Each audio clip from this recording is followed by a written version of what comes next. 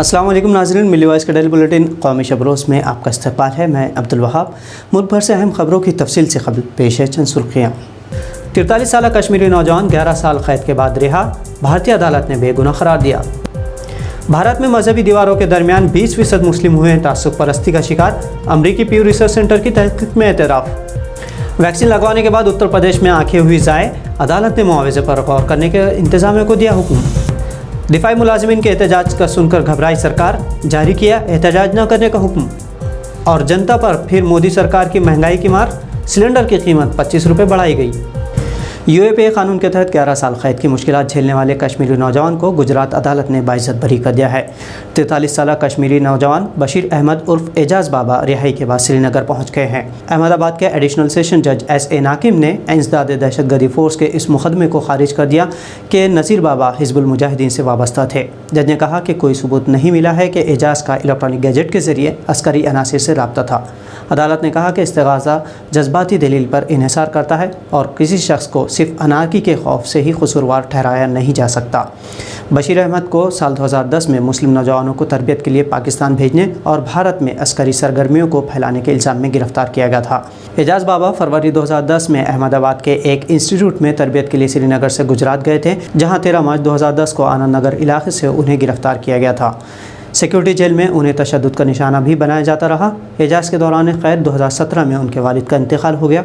दौरान क़ैद उन्होंने हिम्मत नहीं हारी और 3 मज़ामिन में पोस्ट ग्रेजुएशन की डिग्री हासिल की। बशीर की गिरफ्तारी से उनकी रिहाई तक के सफ़र में हमेशा साथ रहने वाले उनके वकील जावेद अहमद ख़ान का भी इंतकाल उनकी रिहाई से तकरीबन 10 दिन कबल हो गया। मारूफ वेबसाइट newsclick.in पर अमेरिका में वाक़ प्यू रिसर्च सेंटर के हवाले से मजहब, बर्दाश्त और अलहदगी मौजू पर एक तहक़ीक़ी खबर शाये की गई है, जिसमें इंकशाफ हुआ है कि भारत में अलहदगी को लेकर दीवार मौजूद है। ये रिपोर्ट कोरोना वबा के शुरू होने के कबल भारत के सभी इलाक़ों में घूमकर 17 मुख्तलिफ ज़बानों और 30,000 भारतीय नौजवानों से रास्त गुफ्तगू करके तैयार की गई है, जिसमें मजहब, टॉलरेंस यानी बर्दाश्त करने और अलहदगी से मुतालिक सवालात किए जा चुके हैं। 91% हिंदू और 81% मुस्लिम को लगता है कि उन्हें पूरी मजहबी आज़ादी मिली है, जबकि 85% हिंदुओं को लगता है कि दूसरे मज़हब का एहतराम करना चाहिए। 66% हिंदुओं को लगता है कि वो मुस्लिम से अलग हैं और तकरीबन उतने ही फ़ीसद मुस्लिम भी ख़ुद को अलग मानते हैं। लेकिन सिख और जैन का मामला अलग है।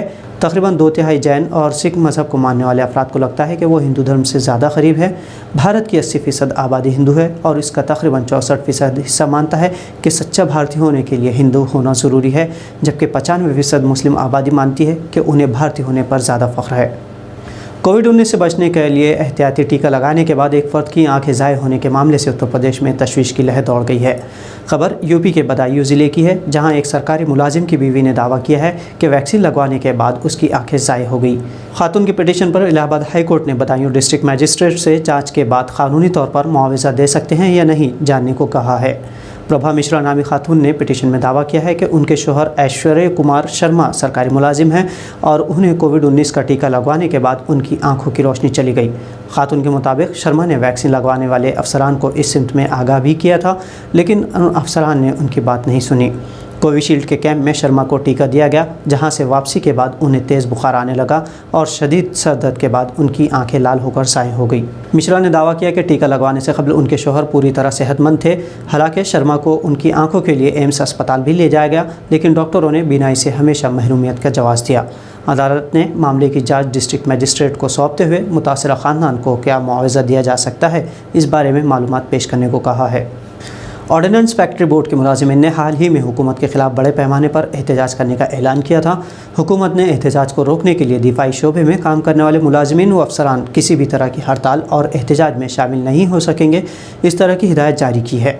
इन हिदायत के मुताबिक दिफाई शोबे में काम करने वाले सभी तरह के मुलाजिमीन हड़ताल शुरू करते हैं या उसमें हिस्सा लेते हैं तो ये गैर कानूनी होंगे और इस पर मुलाजिमीन को 1 साल की क़ैद और 10,000 रुपये तक जुर्माना आयद किया जा सकेगा। इस गाइडलाइन के तहत गैर कानूनी हड़ताल में हिस्सा लेने के लिए दूसरों को उकसाने वालों को 2 साल की क़ैद हो सकती है और इसी तरह का जुर्माना भी आयद किया जा सकता है। हुकूमत के ये अहकामात एहतजाजी तहरीक को कुचलने की सिमत में देखे जा रहे हैं। मरकज़ी काबीना की मंजूरी मिलने के बाद वज़ीर दिफा राजनाथ सिंह ने कहा था कि महकमा दिफा में 70,000 मुलाजिमीन की सर्विस मैनुअल में कोई बदलाव नहीं होगा। नाज़रीन, आपने वो कहावत सुनी होगी, कंगाली में आटा गीला। मुल्क में महंगाई के दिन ब दिन बढ़ते जोर ने आम शहरियों तो छोड़िए भारत के सदर जमहूरिया को भी परेशान कर रखा है, जिसकी शिकायत उन्होंने हाल ही में की है। رہنے کو عالیشان محل نما گھر، ٹیکس فری انکم، مفت اخراجات کے باوجود صدر جمہوریہ نے 5 لاکھ کی ٹیکس فری انکم کو بھلے ہی 2 لاکھ بتائی ہو، لیکن عام جنتا پر روزانہ مہنگائی کے نئے جھٹکے لگ رہے ہیں۔ کھانے کے تیل سے لے کر سبزیوں کے دام تک بڑھنے کے بعد اب رسوئی گیس بھی سرکار نے 25 روپیوں تک مہنگی کر دی ہے۔ بہت ہو گئی مہنگائی کے مار کا نعرہ لگانے والی بی جے پی سرکار نے 1 سال میں سلنڈر کے دام 250 روپے تک بڑھا دیے ہیں۔